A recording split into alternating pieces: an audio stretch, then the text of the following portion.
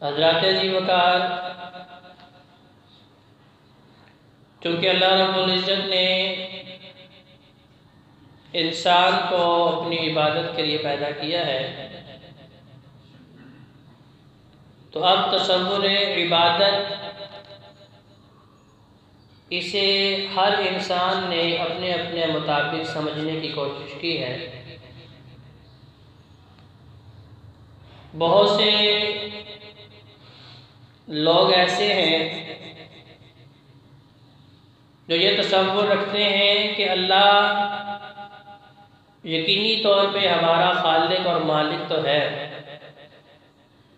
ہمیں رزق دینے والا حقیقی طور پہ وہی ہے، لیکن اس کائنات کے اندر بہت سارے ذمہ داریاں اور بہت سے معاملات ہیں جنہیں اللہ اکیلا پوری نہیں کر سکتا، تو لہذا اللہ کے آگے نائب جو ہیں، اللہ کے سیکرٹری جو ہیں، ان میں اللہ نے اپنی طاقت، اپنے اختیارات اور اپنے تصرفات تقسیم کر رکھے ہیں۔ کچھ لوگوں کا تصور عبادت اس اعتبار سے بھی ہے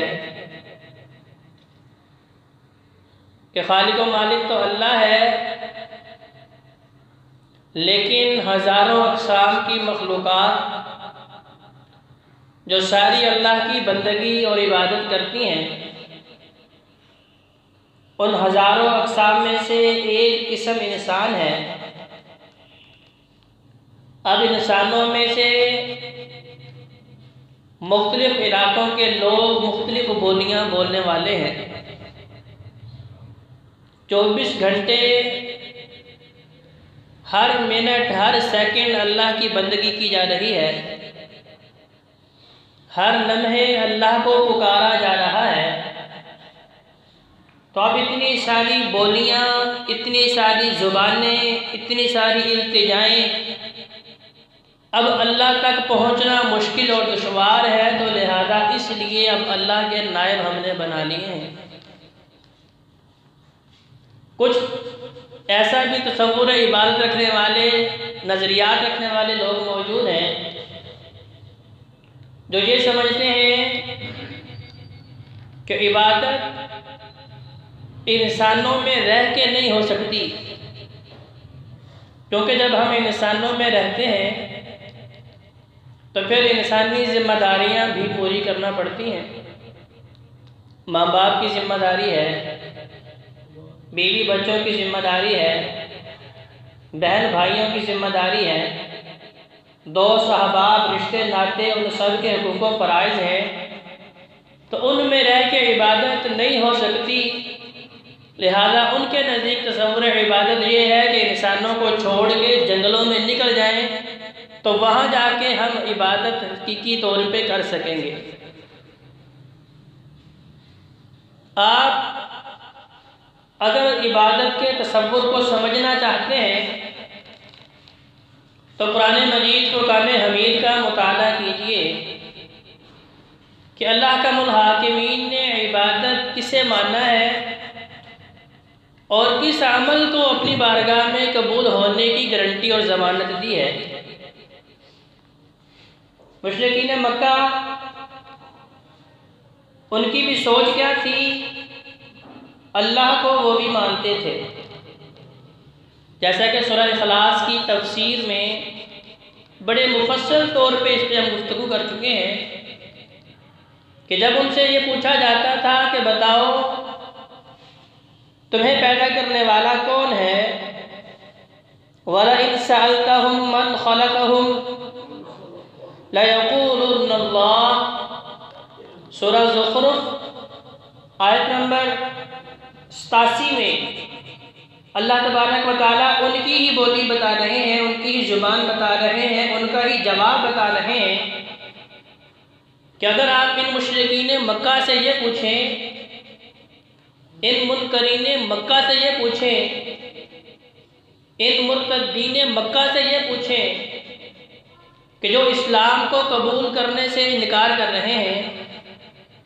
جو اسلامی تصور عبادت کو ماننے سے انکار کر رہے ہیں، ان سے یہ پوچھیں کہ ان کو پیدا کرنے والا کون ہے، تو سارے بیک آواز کہیں گے لَيَقُولُنَّ اللَّهُ، ہمیں کس نے پیدا کیا ہے؟ اللہ نے۔ اچھا، ان سے پھر اگلا سوال یہ پوچھ لیں کہ جس دھرتی پہ یہ زندگی بسر کر رہے ہیں، جس زمین پہ اپنے شب و روز گزار رہے ہیں، اور جس زمین سے ان کے کھانے پینے کا بندوبست کیا گیا ہے، جس زمین پہ ان کے لیے دن اور رات بنایا گیا ہے، جس زمین پہ ان کے لیے بادل بارش برسا رہا ہے، تو ان سے پوچھیں کہ ان کے سارے نظاموں کو پیدا کرنے والا اور چلانے والا کون ہے؟ وَلَئِنْ سَأَلْتَهُمْ مَنْ خَلَقَ السَّمَاوَاتِ وَالْأَرْضِ وَسَخَّرَ الشَّمْسَ وَالْقَمَرَ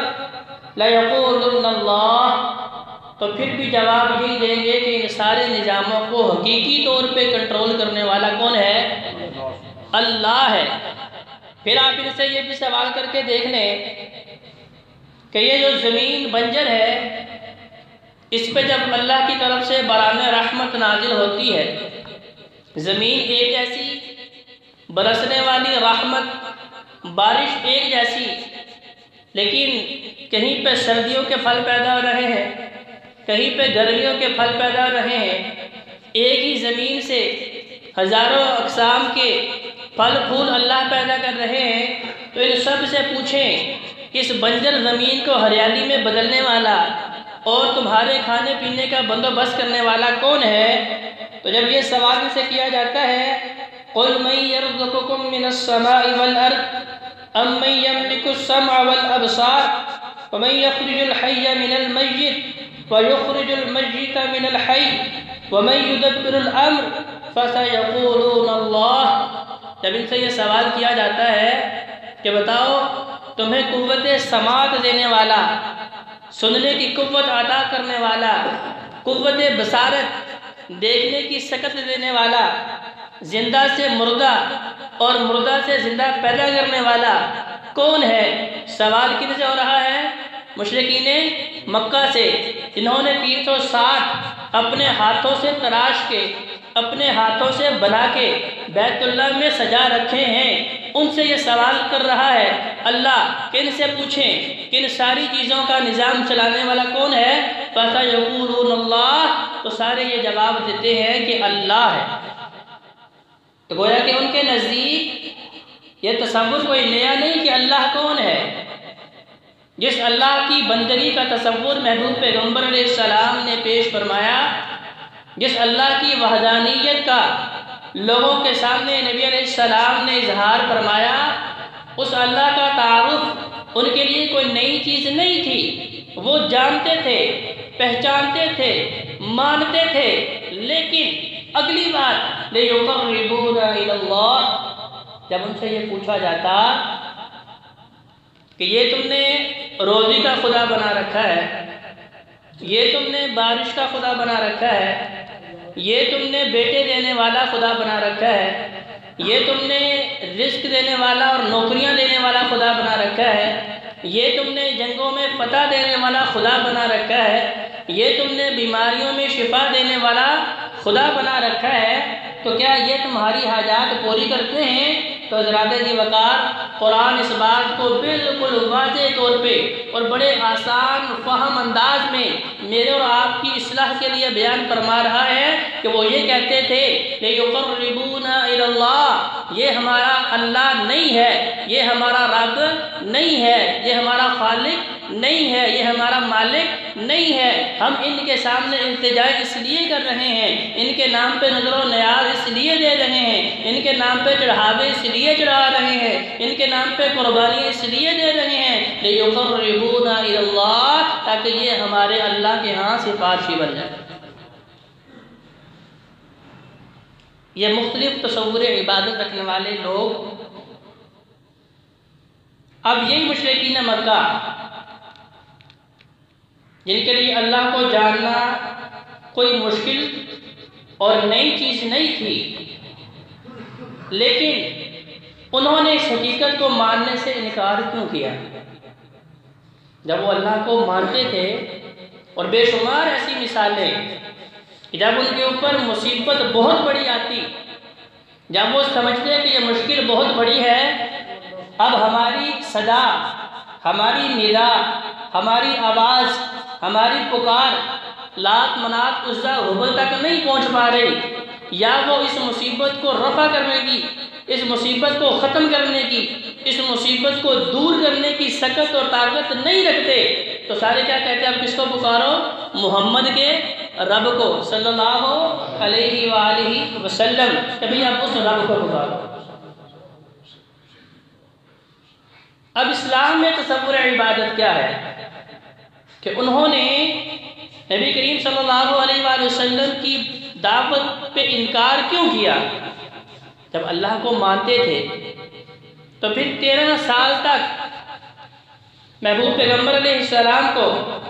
اور نبی کریم صلی اللہ علیہ وآلہ وسلم کے ساتھیوں کو تنگ کیوں کیا؟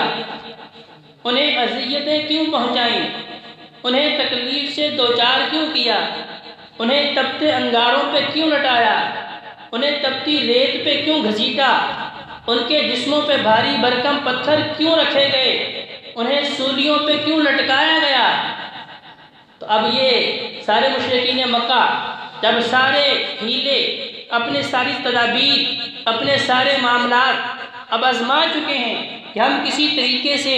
اسلام کے تصور عبادت کو روک سکیں، جب نہیں روک پائے تو پھر 2 3 4 جس کے اندر مختلف واقعات ہیں کہ نبی کریم صلی اللہ علیہ وآلہ وسلم کے پاس آ رہے ہیں کہ اب ہم سے مصالحت کر لیں۔ نبی کریم صلی اللہ علیہ وآلہ وسلم بھی تو ان کے لیے کوئی اجنبی تو نہیں تھے، قریشی تھے، انہی کے اندر پیدائش ہوئی، انہی میں بچپن گزارا، انہی میں لڑکپن گزارا، انہی میں جوانی گزاری۔ اور اس سے بھی اگلی بات کہ نبوت کے اعلان سے پہلے نبی کریم صلی اللہ علیہ وآلہ وسلم مکہ شہر میں معزز ترین انسان کے نام سے معروف ہیں، شرم و حیا کا پیکر ہیں، صداقت و امانت محبوب پیغمبر علیہ السلام کا ترہ امتیاز ہے۔ یہ وہ خوبیاں، یہ وہ خصلتیں، محبوب پیغمبر علیہ السلام کی وہ نشانیاں جو نبوت سے پہلے یہی مشرکین مکہ تکالیف دینے سے پہلے، نبی کریم صلی اللہ علیہ وآلہ وسلم کے اعلان نبوت سے پہلے آقا علیہ السلام کے اندر یہ خوبیاں دیکھ چکے ہیں۔ اسی لیے جب نبی علیہ السلام نے پہلی مرتبہ دعوت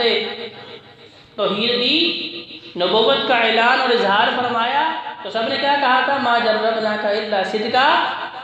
ہم آپ کی زبان پہ جھوٹ کبھی دیکھا ہی نہیں، کبھی جھوٹ کا تجربہ کیا ہی نہیں، آپ کی زبان پہ ہمیشہ سچ ہے۔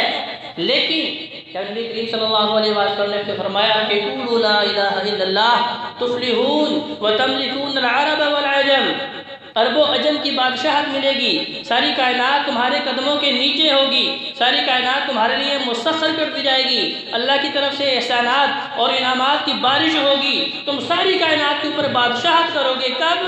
جب ایک اللہ کو مان لو۔ اب یہ تصور عبادت جب نبی کریم صلی اللہ علیہ وآلہ وسلم نے پیش فرمایا تو یہ پہلا دن تھا جب محبوب پیغمبر علیہ السلام کے دشمن کھڑے ہو گئے۔ اب 10 11 12 سال تک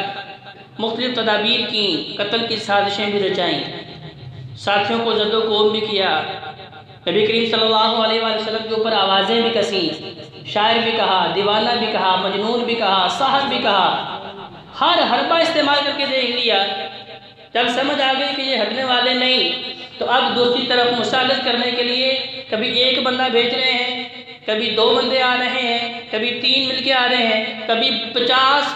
سرداران مکہ مل کے نبی کریم صلی اللہ علیہ وآلہ وسلم کے پاس آ رہے ہیں کہ جی ہمارے ساتھ کچھ لے اور کچھ دے والی مصالحت کر لے۔ نبی علیہ السلام کے بارے میں اللہ نے قرآن کیا فرمایا ہے؟ وَإِنَّكَ لَعَلَىٰ خُلُقٍ عَظِيمٍ، کہ صلح کرنے کے اعتبار سے نبی کریم صلی اللہ علیہ وآلہ وسلم سے بڑا جگرا رکھنے والا انسان کائنات میں نہیں ہے۔ صلح حدیبیہ اس کا مطالعہ کر کے دیکھیں کہ مکہ والوں کی جانب سے بڑی سخت شرائط، جب یہ افواہ پھیلی کہ حضرت عثمان غنی رضی اللہ عنہ کو شہید کر دیا گیا ہے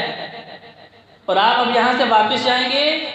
اگلے سال عمرہ کر پائیں گے، اس سال آپ نہیں کر پائیں گے۔ اب بڑی سخت شرائط، وہ شرائط لکھنے والے حضرت علی حیدر کرار رضی اللہ تعالیٰ عنہ فرماتے ہیں کہ مجھے شدید غصہ آ رہا تھا۔ حضرت عمر فاروق بار بار نبی علیہ السلام سے پوچھ رہے تھے کہ یا رسول اللہ کیا ہم حق پہ نہیں ہیں؟ آپ ان کی ساری شرائط مانی جا رہے ہیں، آپ ان کی ساری باتیں مانی جا رہے ہیں، کیا ہم میں لڑنے کی سکت نہیں ہے؟ کہ ہمیں تلوار پکڑنی نہیں آتی؟ کہ ہمیں جانیں نچھاور کرنی نہیں آتی؟ آپ ان کی ساری باتیں کیوں مان رہے ہیں؟ وَإِنَّكَ لَعَلَىٰ خُلُقٍ عَظِيمٍ کہ نبی کریم صلی اللہ علیہ وآلہ وسلم صلح جو تھے، صلح کو پسند کرنے والے تھے، لیکن کب؟ جب دین کے علاوہ مصالحت کی شرائط رکھی جائے، جب توحید کے علاوہ شرائط رکھی جائے، جب نبی کریم صلی اللہ علیہ وآلہ وسلم کی سنت کے علاوہ کی بات ہو، پھر مصالحت ہو سکتی ہے، پھر سخت سے سخت شرائط نبی کریم صلی اللہ علیہ وآلہ وسلم نے مان کے دکھایا۔ انہوں نے کہا کہ محمد رسول اللہ جو ہے ہم اسے نہیں مانتے، کاٹیے اسے۔ تو نبی صاحب نے کہا علی کاٹ دو۔ حضرت علی رضی اللہ تعالیٰ فرمانے لگے یا رسول اللہ میں کیسے کاٹ دوں؟ میں تو مانتا ہوں کہ محمد رسول اللہ صلی اللہ علیہ وآلہ وسلم کہ یہی تو وہ کلمہ ہے جس نے ہمیں جہنم سے بچانا ہے، جس نے ہمیں اللہ کی پکڑ سے بچانا ہے، اللہ کے غیظ و غضب سے بچانا ہے، ہم کیسے کاٹ دیں؟ نبی علیہ السلام نے فرمایا اچھا علی مجھے بتاؤ کہاں لکھا؟ آقا السلام نے خود قلم پھیر دیا کہ ان کے نہ ماننے سے میری رسول کی جو حیثیت ہے وہ تو نہیں ختم ہونے لگی، لیکن جہاں تک بات برداشت کرنے کی ہے، جہاں تک بات صلح کی ہے، تو نبی کریم صلی اللہ علیہ وآلہ وسلم سے زیادہ سخت باتیں برداشت کسی اور انسان نے نہ کی ہیں نہ کر سکتا ہے۔ لیکن یہ موقع ایسا تھا کہ جب آ کے پیشکش کر رہے ہیں، ایک بندہ بھی بھیج کے دیکھا، دو بھی بھیجے، تین بھی بھیجے، حتیٰ کہ 50 مشرکین مکہ کا سردار کا وفود وہ بھی نبی کریم صلی اللہ علیہ وآلہ وسلم کے پاس آیا چچا کی موجودگی میں، کہنے لگے کہ اب آپ بوڑھے ہو چکے ہیں، آپ نے اپنے بھتیجے کی بڑی نصرت بڑی مدد کی ہے، اپنے بھتیجے کو سمجھائیں کہ آپ کے رخصت ہونے کے بعد، آپ کے مر جانے کے بعد اس کی مدد کرنے والا کون ہے؟ لہذا ہم بھی قریشی ہیں، یہ بھی قریشی ہے، ہمارا بھتیجا ہے، ہمارے اعزاء و قاربین میں سے ہے، تو کچھ ملتی جلتی بات کر لیتے ہیں، کچھ ہماری مان لے، کچھ اپنی منا لے، تو مل کے جو ہے ایک نیا دین بنا لیتے ہیں۔ اب شرائط کیا رکھی؟ پہلی شرط کہا محمد ہمارے معبودوں کو برا کہنا چھوڑ دو صلی اللہ علیہ وآلہ وسلم۔ تو کلمہ توحید کیا ہے؟ لا الہ الا اللہ۔ اللہ تبارک و تعالیٰ کی توحید کا اقرار بعد میں ہے، پہلے سب کی نفی ہے۔ اب پہلی شرط ہی کیا رکھی؟ پہلا مطالبہ کیا رکھا؟ کبھی تم ہمارے معبودوں کو برا بھلا کہنا چھوڑ دو، اس کے بدلے میں ہم کریں گے کیا؟ تم چاہتے ہو مکہ کا سب سے بڑا سردار تمہیں نامزد کر دیتے ہیں، حالانکہ عملی طور پہ، عملی اعتبار سے نبوت کے اعلان سے پہلے سب سے بڑے سردار محبوب پیغمبر علیہ السلام ہی تھے کہ بڑے بڑے تنازعات کا حل، بڑے بڑے جھگڑوں کا مشورہ نبی کریم صلی اللہ علیہ وآلہ وسلم سے پوچھا جاتا کہ بتائیے اب کیا کریں؟ خانہ کعبہ تعمیر ہو رہا تھا، بیت اللہ تعمیر ہو رہا تھا، اب وہاں بسنے والے 12 قبیلے ہیں، 12 ان کے سردار ہیں، ہر سردار کی خواہش ہے کہ حجر اسود کو ہمارا قبیلہ جو ہے وہ نصب کرے۔ اب اس بات پہ اگر جھگڑا شروع ہوتا تو شاید سارے مکے کے لوگ جو ہیں اس جنگ کی زد میں آ کے موت کی گھاٹ اتار دیے جاتے، لیکن نبی کریم صلی اللہ علیہ وآلہ وسلم کے پاس اس کا فیصلہ آیا۔ اب کیا بات ہوئی کہ جو شخص سب سے پہلے بیت اللہ میں داخل ہوگا وہ جو بھی فیصلہ کرے گا سارے اسے تسلیم کریں گے بغیر ہل و حجت۔ اب ساری رات اس انتظار میں گزاری کہ دیکھیں سب سے پہلے حرم کعبہ میں کون شخص داخل ہوتا ہے۔ جب آ کے دیکھا تو محبوب پیغمبر علیہ السلام خانہ کعبہ میں پہلے ہی جلوہ افروز ہیں، تو سب دیکھ کے مطمئن ہو گئے کہ یہ عدل و انصاف کا پیکن ہے، کہ جو بھی فیصلہ کریں گے وہ عدل و انصاف کے منافی نہیں ہوگا۔ تو عملی اعتبار سے محبوب پیغمبر علیہ السلام کو وہ پہلے سردار مان چکے تھے۔ اب بھی کہہ رہے ہیں کہ اگر تم سرداری چاہتے ہو، مکے کا سب سے بڑا رئیس، سب سے بڑا سردار آپ کو ہم بادشاہ نامزد کر دیتے ہیں، لیکن کیا کرو ہمارے معبودوں کو برا بھلا کہنا۔ دوسرا مطالبہ اگر آپ چاہتے ہیں تو مکہ شہر کی سب سے خوبصورت ترین لڑکی سے آپ کی شادی کر دیتے ہیں، بس آپ ہمیں نام بتائیں، آپ اشارہ کریں۔ تیسرا مطالبہ، اگر آپ چاہتے ہیں کہ مال و زر چاہیے، آپ کو دنیا چاہیے، تو لہذا وہ دینے کے لیے بھی تیار ہیں۔ اور اگر آپ یہ چاہتے ہیں،